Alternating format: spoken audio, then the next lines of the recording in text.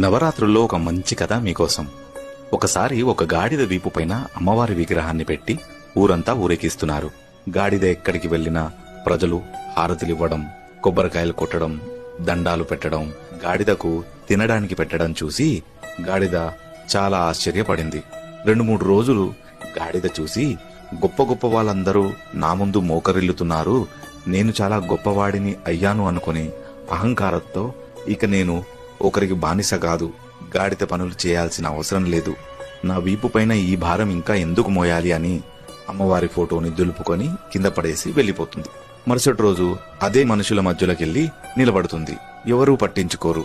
గట్టిగా గాడిద అరుపులు మొదలుపెట్టినా నిన్నటి వరకు మొక్కి తినడానికి పెట్టిన వ్యక్తులే ఈ గాడిద అరుపులు ఏంట్రా అని కర్ర పట్టి కొట్టడం మొదలు పెడతారు.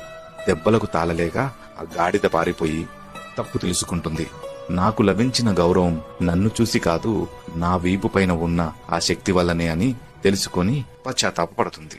అలాగే మన జీవితంలో కూడా చాలా మందికి పిల్లలకు తల్లిదండ్రుల వల్ల, విద్యార్థులకు గురువుల వల్ల, భార్యకు భర్త వల్ల, భర్తకు భార్య వల్ల లభించే గౌరవాన్ని అది వారి వల్లే లభిస్తున్నదని భ్రమ